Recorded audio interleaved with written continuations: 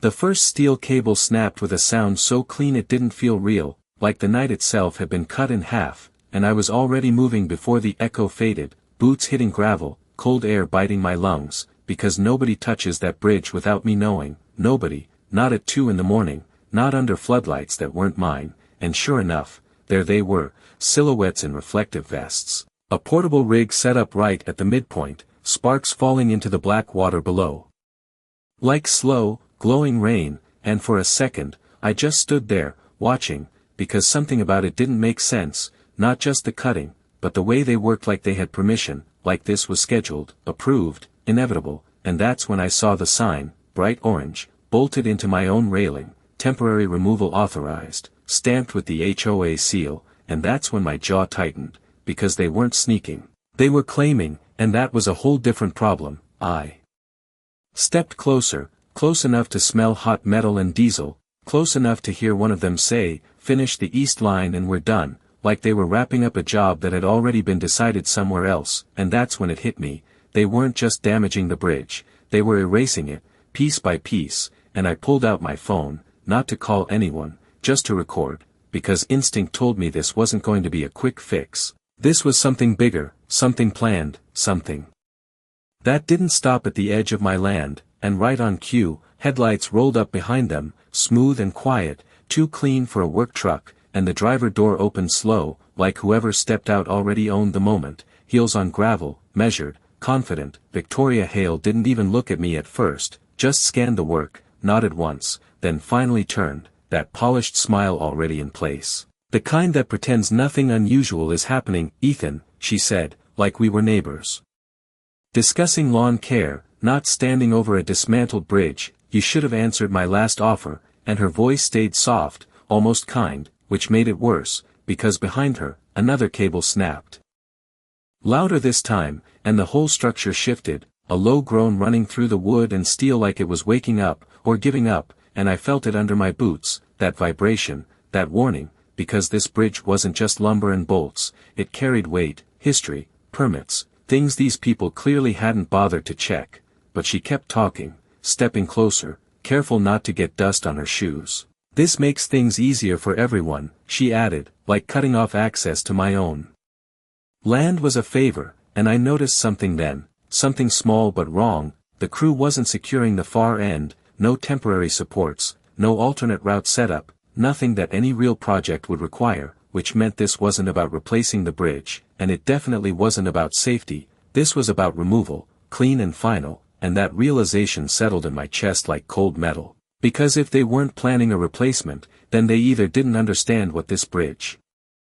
did, or they understood it perfectly and thought I didn't. And Victoria tilted her head, watching me stay quiet, maybe expecting a reaction, maybe expecting me to panic, but I didn't give her that. I just looked past her, toward the dark stretch of road that disappeared into those million-dollar homes, perfectly lit, perfectly still, completely dependent on the structure they were cutting down right in front of me. And for a brief second, I wondered if anyone back there knew what was happening.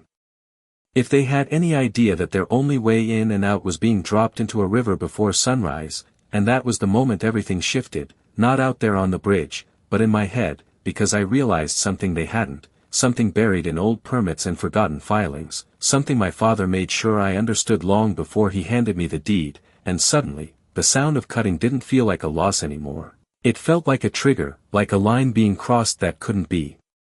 undone. And Victoria smiled again, confident, patient, waiting for me to fold, and I almost did say something, almost stopped it right there, but then another section gave way, crashing into the water below, and I just let it happen, because she had no idea what she just set in motion, and neither did anyone else standing there, not yet, but they were about to find out the hard way. The last section of the bridge hit the water with a hollow splash, and then everything went quiet in a way that did not feel right, like the night was holding its breath, and for a second even the crew stopped moving, like they expected something else to happen, but nothing did, just the slow ripple of black water swallowing the only path that had ever connected this land to anything beyond it, and I stayed exactly where I was, hands at my sides, watching the empty gap where steel and wood used to stretch across, because this was the moment they thought they had won, and that mattered more than anything they had just done. Victoria brushed a piece of dust off her sleeve, small, precise movements, like she was already done here, like the outcome had been decided weeks ago. "You will find this simplifies things," she said, and I noticed she still had not looked back at the neighborhood behind her, not once. And that was the first crack in the whole performance, because anyone who understood this place would have looked, would have checked, would have realized what that missing bridge actually meant, but she did not, which told me everything I needed to know about how this decision was made, far from here, in offices where land was just numbers on paper, and infrastructure was an afterthought. I shifted my weight and stepped closer to the edge, gravel sliding under my boots. And the cold air coming off the river carried that sharp metallic smell again, stronger now. Mixed with damp earth, and it pulled a memory forward, my father standing right where I was, years ago, explaining why this crossing had to be built exactly here, not 10 feet upstream, not 10 feet down, because of flow rates, soil density, permit lines, things that did not matter to most people but controlled everything once they were written down, and I could almost hear him again, low and steady, telling me that once something is tied into a county access map, it stops being just a structure and becomes a legal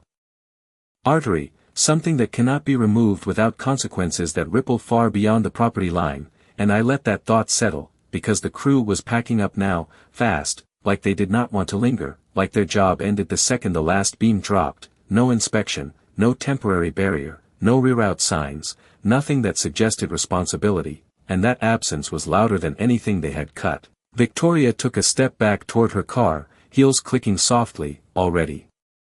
disengaging, and that was when I finally spoke, not loud, just enough for her to hear. "You did not file for a temporary access permit," I said, and she paused, just for a fraction of a second, before turning back with that same controlled smile. "That will be handled," she replied, smooth, practiced, but there was something under it now, something thinner, like she was repeating a line she had not personally verified. And that was the second crack, because anyone who had handled this correctly would have answered with details, not assurances. I glanced past her again, toward the distant lights of those houses, still glowing, still quiet, completely unaware that every service they depended on, every delivery, every emergency route, every legal requirement tied to occupancy, had just been severed in a single night, and the realization landed heavier now, not as a question, but as a certainty. They had not just removed my access, they had removed their own compliance, and nobody here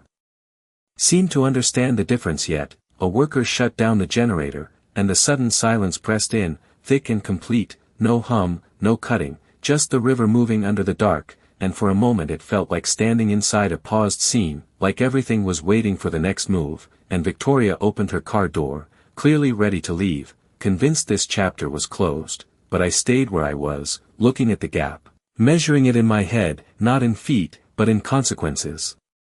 Because this was not something you rebuilt overnight, not legally, not without approvals that took months, and every hour without that connection shifted the balance further. And I realized something else then. Something even she had not considered, something buried deeper than permits or access routes, something tied to how that entire neighborhood was approved in the first place, and I knew exactly where to find it, but I did not say another word, not yet, because this was not the moment to argue. It was the moment to let them leave believing nothing else was coming. And as her car door closed and the headlights turned, I knew the next move would not happen out here on the gravel. I did not follow her headlights when she drove off. I followed the silence she left behind, because it was too clean, too complete, like something had been erased instead of just broken, and that feeling stayed with me as I walked back toward the house, gravel crunching under each step, slower now, deliberate, because every part of me was already shifting from reaction to calculation, and the cold air still carried that faint burnt metal smell, clinging to my clothes, to my hands, like a reminder that what just happened was not an accident, not a mistake, but a decision someone signed off on. And I knew exactly where those decisions ended up, not out here, but buried in records, files, maps that most people never read. I pushed the front door open and the familiar creak sounded louder than usual, like the house itself noticed something was missing outside, and I went straight past the kitchen, past the table where unopened mail sat in a neat stack, straight to the back room, where my father kept everything that mattered, shelves lined with binders, folders, rolled plans tied with faded blue straps. And for a second I just stood there, letting my eyes adjust, because this room always felt different at night, heavier, like it held more than paper, like it held decisions that were still waiting to be understood, and I reached for the bottom shelf without thinking, because I already knew which file I needed. The one most people would never bother to check, the one labeled with a date older than most of the houses behind that hill, and when I pulled it free, dust lifted into the air, slow and quiet, like it had been waiting for this exact moment, and I set it on the table, flipped it open, and there it was, the original access designation, stamped, signed, recorded, not just for my property, but for the entire tract that would later become that neighborhood, and the language was clear, painfully clear. This crossing was not optional, not replaceable, it was designated as the primary legal ingress and egress for any development tied to that parcel, and I felt something settle into place again. Deeper this time, because that was not just a detail, that was a foundation, and foundations do not disappear without consequences. I turned another page, then another, and the deeper I went, the worse it got for them, because every expansion, every permit, every approval that came after had referenced this same crossing, not a future bridge, not an alternate route, this exact location, this exact structure, and that meant one thing: they had not just removed access, they had removed compliance. And that kind of mistake does not stay small. I leaned back slightly, fingers resting on the edge of the table, and for a moment I could hear my father again, not as a memory, but as a pattern, the way he used to explain things, slow and precise, always ending with the same warning: people forget what holds everything together, and I understood it now in a way I had not before, because out there, under those perfect streetlights, behind those polished gates, every single system depended on a line that had just been cut, and nobody had noticed yet, not the residents, not the board, not even Victoria, and that was the part that made all the difference, because the moment they realized it, everything would start moving fast, too fast for them to fix quietly. I closed the file halfway, then opened it again, just to be sure I had not missed anything, because this could not be a guess, not now, not with stakes this high, and the wording did not change, the references did not shift, it all pointed back to the same place, the same crossing, the same requirement, and I exhaled slowly, not relief, something sharper, something closer to certainty, because this was not about rebuilding a bridge anymore, this was about what happened while it stayed gone, and I knew exactly who needed to see this first, not the HOA, not yet, someone who would understand what these pages actually meant the moment they read them, someone who could not ignore it, and as I reached for my phone, I realized the timing was already working against them. I did not call a lawyer first, I called someone who cared about access maps, someone who read filings like most people read headlines, and when he picked up, his voice was rough with sleep, but that changed the second I said the crossing was gone, completely gone, and there was a pause on the line, not confusion, not disbelief, just silence, the kind that means someone is already running through consequences faster than words can keep up. "Are you sure it is fully removed?" he asked, and I looked at the empty span in my mind, the cables, the beams, all of it sitting at the bottom of the river. "There is nothing left," I said, and that was when his tone shifted, not louder, just sharper, more focused, like a switch had flipped somewhere on his end. "Do not touch anything," he said, "and do not let them put anything temporary in place," and that detail mattered, because I had not even considered they might try to patch it fast, hide the gap before anyone official noticed, and now that possibility felt very real. I moved back toward the window, looking out at the darkness where the bridge used to be, expecting headlights, expecting movement, but there was nothing, just stillness, like the whole area was waiting for daylight to expose what had been done. "I need you to send me everything you have," he continued, and I was already sliding the documents across the table, snapping photos one by one, each page clear, each signature visible, because this was no longer just my problem. This was a chain reaction, and every second that passed without that bridge in place tightened it further. I hit send and listened as he exhaled slowly on the other end, and that sound told me more than anything he could say, because it was not surprise, it was confirmation, like something he had always known could happen had just been triggered. "They filed everything through that access point," he said finally, and I could hear papers moving, keys tapping, systems pulling up records that most people never see. Every permit, every inspection, every approval ties back to that crossing, and I leaned against the table, letting that settle again, deeper this time, because hearing it from someone else made it real in a different way, not just a theory, not just a reading of old language, but an active problem already forming in official systems. So what happens now? I asked, not because I did not know, but because I wanted to hear how he would say it, how someone on the other side of the process would frame what was coming. And there was another pause, shorter this time, more controlled. Now, he said, they have a neighborhood that technically cannot be accessed by any recognized route, and the way he said technically made it worse, because that word carries weight in places where decisions are enforced, not debated. I glanced at the clock on the wall. Just past 3 in the morning, and the idea that this was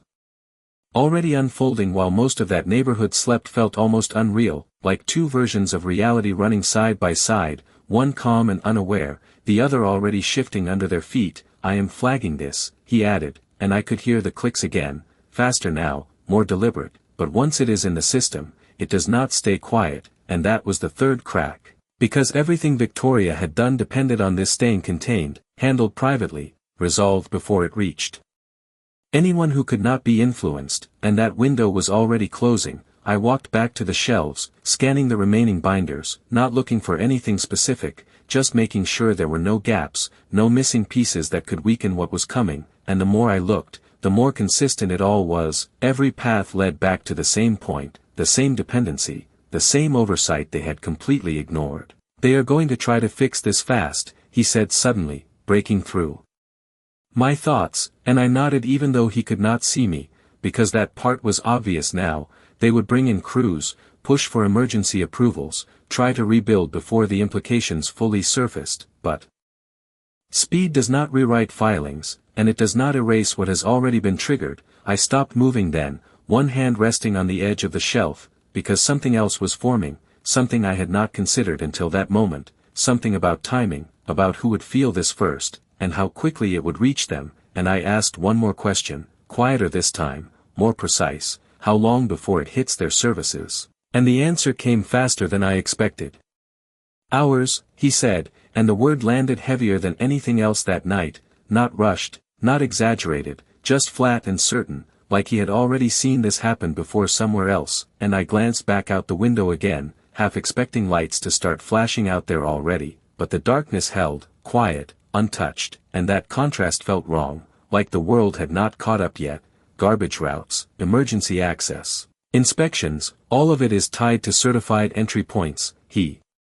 continued, and I could hear him pulling up more data, cross-checking systems that most people never think about until something breaks. Once the system flags a loss of primary access, it triggers reviews, and that word mattered, reviews, because reviews lead to pauses, and pauses lead to problems no one can hide. I ran a hand across the table, feeling the rough edge of the old wood under my palm, grounding myself in something real while everything else started shifting into motion. So they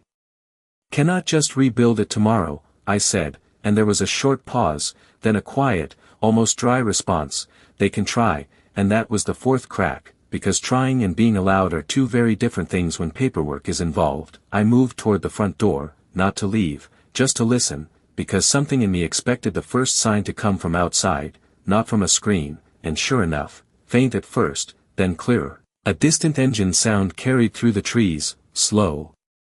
heavy, not the kind of vehicle that belongs in a quiet neighborhood at this hour, and I stepped onto the porch, the cold air sharper now, cutting through the stillness, and followed the sound toward the road that no longer connected, and there it was, a large truck idling at the far end, headlights pointed at the empty gap, driver still inside, not moving, not approaching, just waiting, like he had hit a problem he could not solve by turning a wheel. And even from that distance, I could see the hesitation, the confusion, because there was supposed to be a bridge there, something solid, something predictable, and instead there was nothing but dark water and broken reflection. And that was the first ripple, small,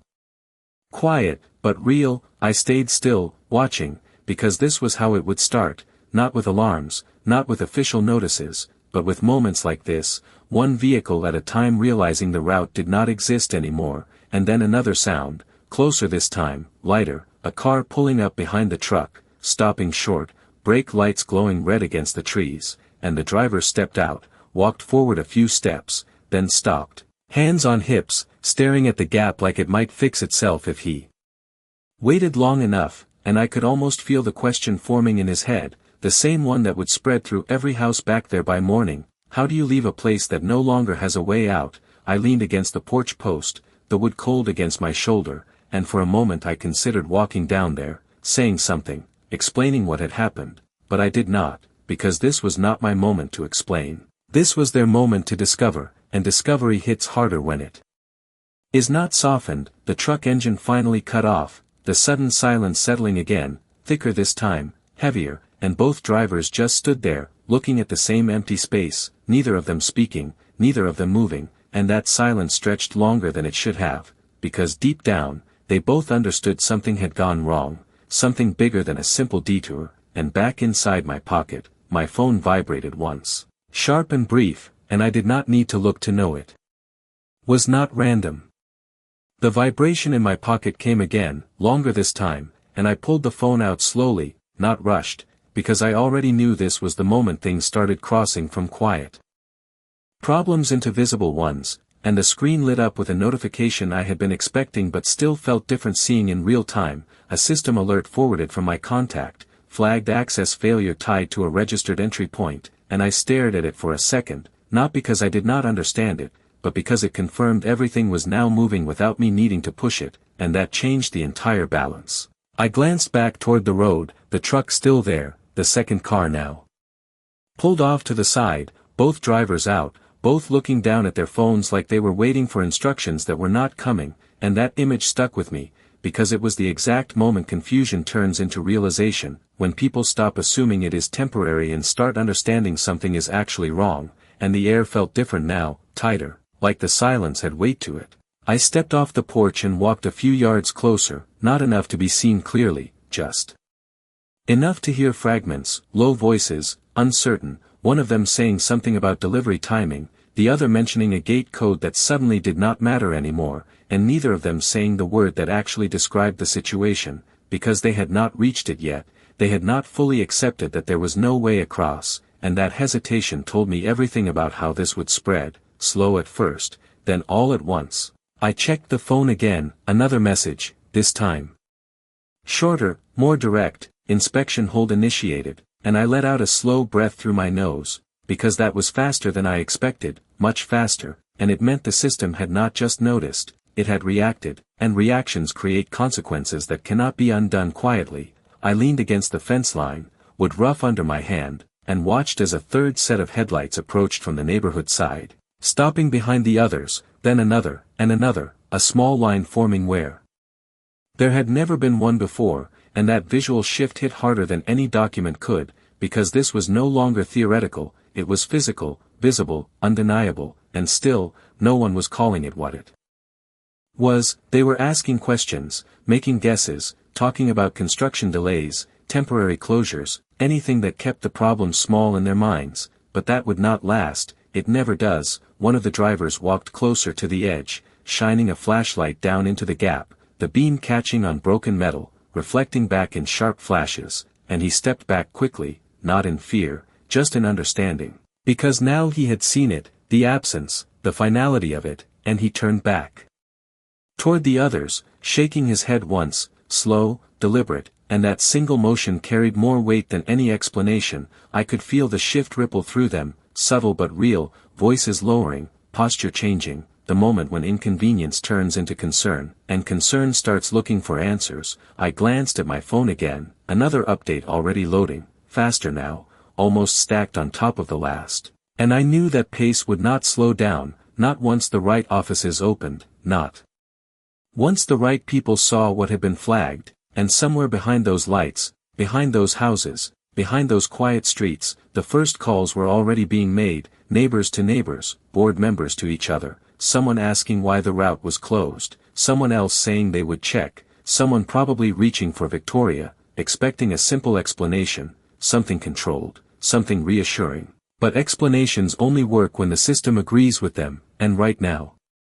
it did not. I pushed myself off the fence and stepped back into the shadow near the porch, not hiding, just staying out of the center of it, because this was no longer about what I said or did out here, it was about what they were about to discover on their own. And the phone buzzed again, this time with a name I had been waiting to see, not from the system, not from my contact, but from inside that neighborhood. And I knew exactly what that meant before I even answered.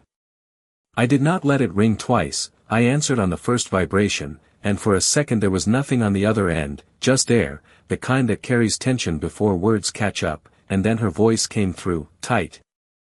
Controlled, but not calm. Ethan, what exactly did you do? And I almost smiled at that, not because it was funny, but because it told me everything about how fast this had reached her. She was already assuming this was my move, my action, my fault, which meant she had not seen the full picture yet, not even close. I turned slightly, looking back toward the line of vehicles still growing at the edge of the gap, headlights stacking, people stepping out, voices rising just a little higher now.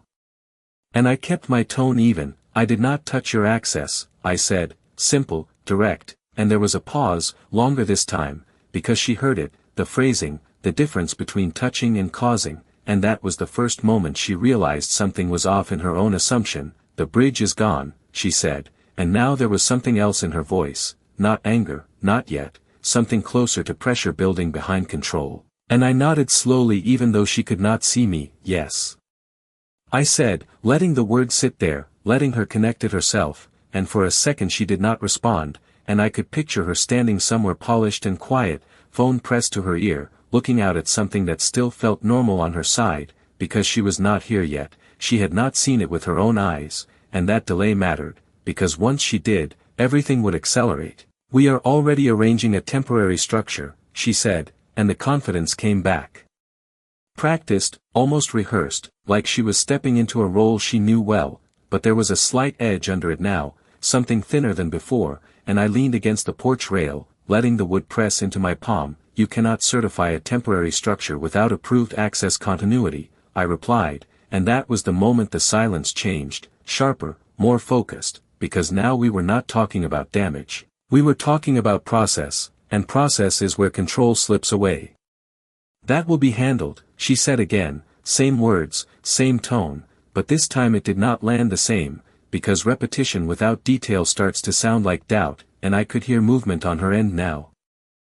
Footsteps, maybe a door opening, maybe someone else in the room asking questions she did not have answers for yet, and that pressure was growing. I glanced back at the road, another vehicle arriving, this one stopping farther back, like the driver already sensed something was wrong before reaching the front, and that told me the ripple was spreading faster now, not just at the edge, but deeper inside. You should have stayed out of this, she said suddenly, the softness gone for a split second,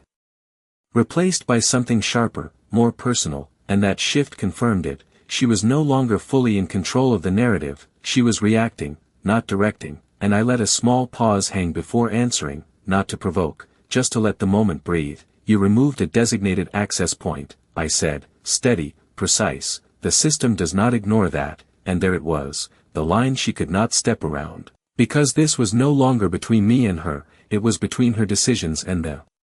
structure that approved everything she built on, and I could hear her breathing now, controlled but tighter, like she was recalculating in real time, running through options, timelines, people she could call, ways to contain it, but containment requires time, and time was already slipping. Another voice came faintly through her phone, someone asking about service alerts, about route failures, about why trucks were not clearing, and she covered the receiver for a second, muffling it, but not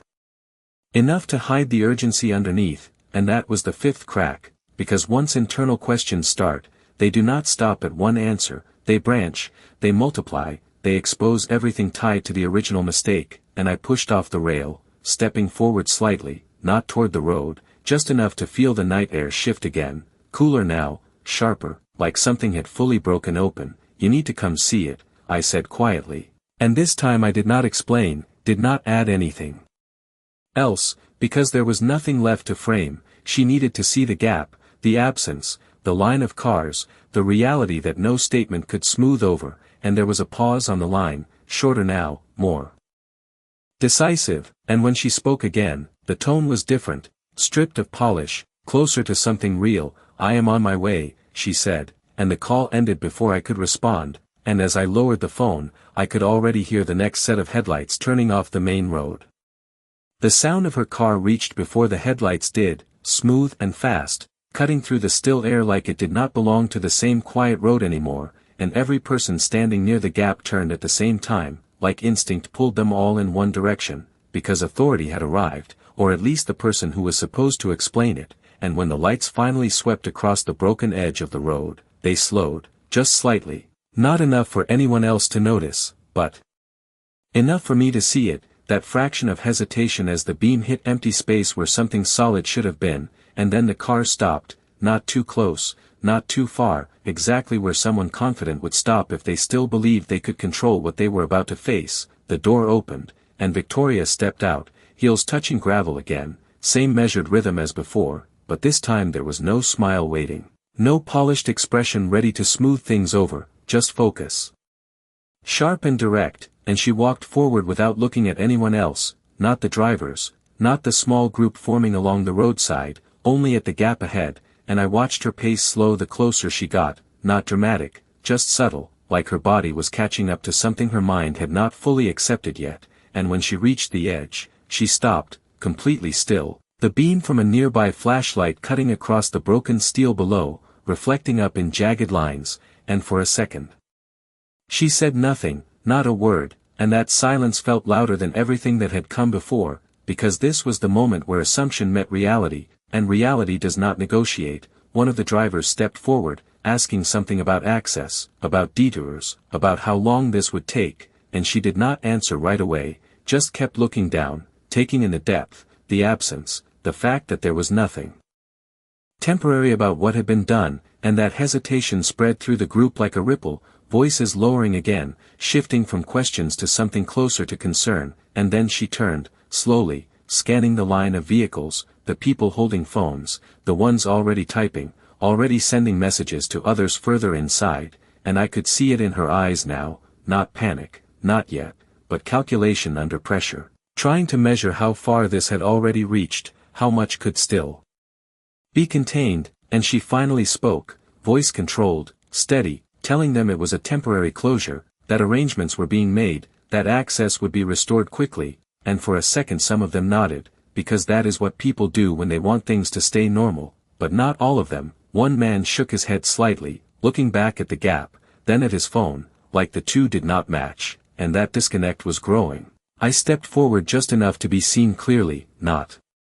interrupting, just entering her line of sight, and when her eyes met mine, there was no attempt at politeness this time, just direct focus, sharper than before, because now she knew I understood what she was dealing with, and I did not need to say anything. The documents, the calls, the system alerts were already doing that for me. She took a step closer, lowering her voice, just enough that others could not hear every word. "This will be resolved," she said, and the certainty was still there,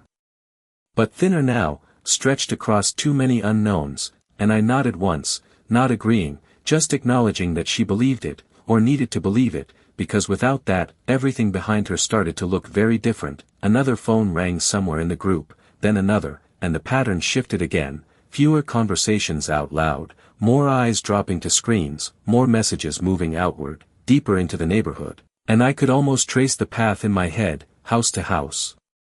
street to street, until it reached the people who would not accept a simple explanation, the ones who understood what a missing access point actually meant for permits, for insurance, for occupancy, and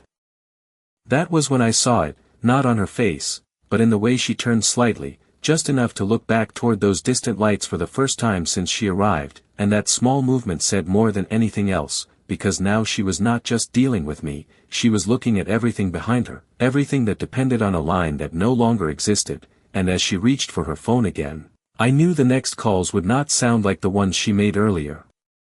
The first siren did not rush in, it slowed, like even it understood something was wrong before it reached the edge, and every head turned again as the emergency vehicle stopped short, lights still flashing but no forward movement, just a long pause where expectation met reality, and the driver leaned out, scanning the gap, scanning the line of stalled cars, and then looking at Victoria, not for permission, but for explanation. And that shift mattered, because authority had just passed to